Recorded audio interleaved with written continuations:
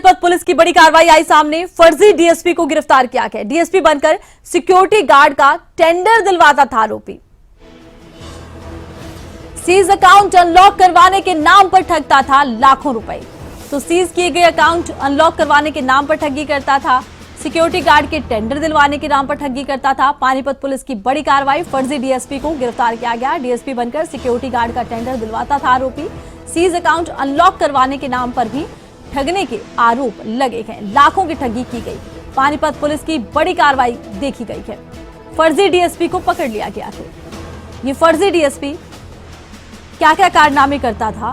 Security guard का tender दिलवाता था, साथ ही साथ ऐसे लोग जिनके अकाउंट सीज हो गए हैं उनसे लाखों रुपए ठगता था, ये कहकर कि आपके अकाउंट को सीज नहीं रहने दिया जाएगा, उसे पूरी तरह से खोल दिया जाएगा। लाखों रुपए की ठगी अभी तक कर चुका था। फर्जी डीएसपी पुलिस की गिरफ्त में आ गया है।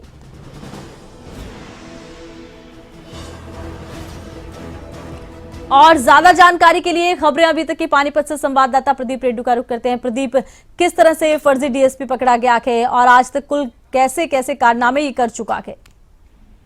देखिए, अब तक इस फर्जी डीएसपी दोबारा कुल मिलाकर 12 लाख के करीब की ठगी ये लोगों से कर चुका है।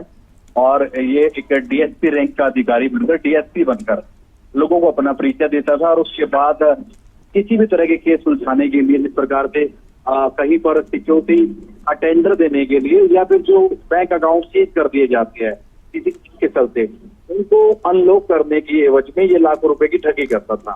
तो पानीपत पुलिस को एक शिकायत मिली थी इनके खिलाफ और पुलिस द्वारा इन्हें गिरफ्तार कर लिया गया। पता लगा है कि ये पिछले कुछ वर्षों से यही काम कर रहा था और अपनी पत्नी को भी, इतना ही नहीं, ये अपनी पत्नी को भी हाई कोर्ट की एक बड़ी ऑफिसर बता रहा था। और कुल मिलाकर इसका जो बैकग्राउंड है, पुलिस द्वारा बताया गया कि 12वीं पास है और जल्द पैसा कमाने के चक्कर में इसने पूरा प्लान रचा और खुद को डीएसपी बताकर इसने कई जगह पर ठगी लाखों रुपए की थी। अच्छा, लाखों की ठगी की गई थी, लेकिन ये पुलिस के हत्थे चढ़ा कैसे? अब तक ठगी कर रहा था, आखिर पुलिस इस तक पहुंची कैसे है? देखिए, एक महिला की तरफ से पानीपत पुलिस को शिकायत मिली थी कि उनका बैंक के अंदर अकाउंट सीज किया गया था, उसको अनलॉक करने की एवज में एक ये जो फर्जी डीएसपी है इसकी तरफ से 40,000 रुपए की डिमांड की गई।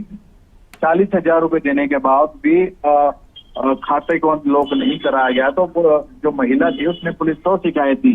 शिकायत देने के बाद परत दर परत खोलती चली गई और जिस आरोपी तक पुलिस पहुंची, इसको खंगाला पूरी तरह से, तो पता लगा कि ये डीएसपी बनकर लोगों से इसी प्रकार की ठगी करता था। तो कुल मिलाकर डीएसपी सतीश वत्स सुरेश कुमार डीएसपी ने प्रेस वार्ता कर इस पूरी वारदात का खुलासा कर दिया है और आरोपी को कोर्ट में पेश किया जाएगा। उसके बाद रिमांड पर भेजा जाएगा और जो रिकवरी की जाएगी इससे। जी चलिए, बहुत शुक्रिया, तमाम जानकारी आपने दर्शकों तक पहुंचाई है।